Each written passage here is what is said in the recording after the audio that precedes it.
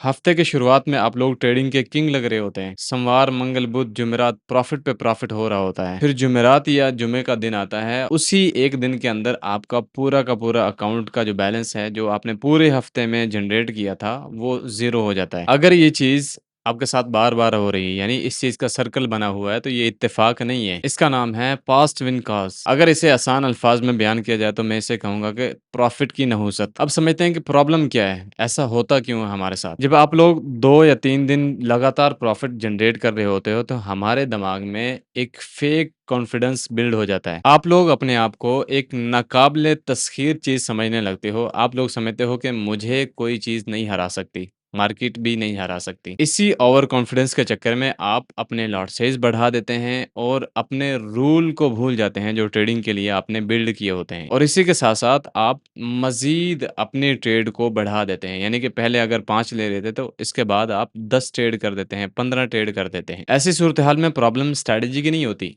बल्कि ऐसी सूरत-ए-हाल में प्रॉब्लम होती है कि हम प्रॉफ़िट बनाने के बाद अपने डिसिप्लिन को भूल जाते हैं। इस चीज़ को ना मैं एक मिसाल के साथ समझाता हूँ आप लोगों को। मानो गोल्ड के पेयर पर यानी कि XAU USD के पेयर पर आप ट्रेड कर रहे हैं। सवार वाले दिन आपने गोल्ड के पेयर पर 0.5 की एक ट्रेड ओपन की और डिसिप्लिन तरीके से उसमें प्रॉफ़िट जनरेट किया आपने $200। फिर मंगल और बुध वाले दिन भी आपने इसी तरीके से डिसिप्लिन तरीके से यानी कि अपनी चीज़ों को आपने छोड़ा नहीं, चीज़ों को मज़ीद ऐड नहीं किया और अपने आप पर ओवर कॉन्फिडेंस नहीं हासिल किया और आपने ट्रेड की और टोटल जो बैलेंस है आपने वो 500-600 कर लिए। अब होता ये है कि जुमेरात या जुम्मे वाले दिन हमें लगता है कि अब मार्केट बंद हो जाएगी, तो कुछ बड़ा प्रॉफ़िट निकालते हैं इससे।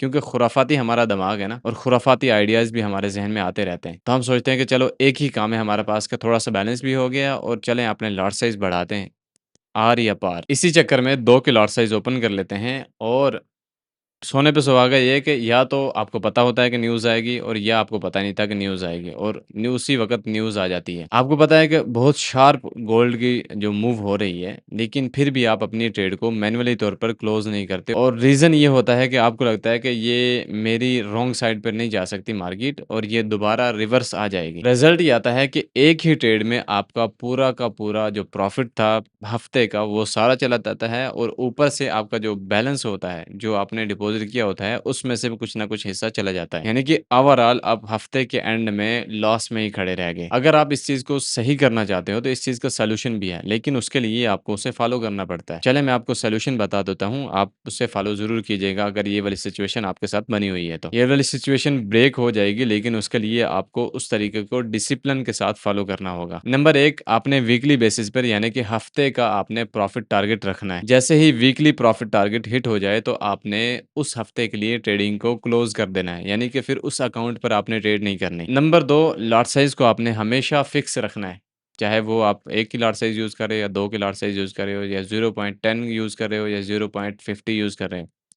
हमेशा एक ही रखना है, चाहे उसमें आपको लॉस हो रहा है, चाहे आपको 3 प्रॉफ़िट में आ रही हैं, 3 लॉस में जा रही हैं, मैटर नहीं करता। क्योंकि ट्रेड में लगातार प्रॉफ़िट बनाना इस चीज़ का लाइसेंस नहीं है कि आप अपनी ट्रेड जो है उनका लॉट साइज़ बढ़ा दें। तीसरा काम करने वाला ये है कि जब भी आप ट्रेड लेने लगो तो आपने उस सेटअप को चेक ज़रूर करना है और देखना है कि क्या ये सेटअप मेरे प्लान के मुताबिक उतर भी रहा है या नहीं। चौथा और मोस्ट इम्पोर्टेंट जो काम है वो ये कि आपने अपने ट्रेडिंग जर्नल में ये ज़रूर लिखना है कि आपने इस हफ्ते में ट्रेडिंग सेटअप के आपने रूल बनाए हुए हैं, उन्हें फ़ॉलो भी किया है या नहीं। जब ये वाला काम आप कर लोगे तो आपको मार्केट के पैटर्न आहिस्ता-आहिस्ता समझ आना स्टार्ट हो जाएँगे। भई आखिर में मैं आपको एक बात बता दूँ कि ये वाली जो सिचुएशन है ये अक्सर ट्रेडर के साथ पेश आती है। अगर आप लोग सिर्फ़ स्ट्रैटेजी पे नहीं बल्कि अपनी साइकोलॉजी पर भी काम करें, अपनी साइकोलॉजी को भी ठीक करें तो इसको फ़िक्स किया जा सकता है। अगर आप लोग चाहते हैं कि मैं आप लोगों के साथ बैठकर वन बाय वन आपकी ट्रेडिंग डिसिप्लिन पर काम करूँ, तो इसका ऑप्शन भी हल बिगिनर में अवेलेबल है। बस सिर्फ़ आपने कमेंट में लिखना है लॉक और मैं आपको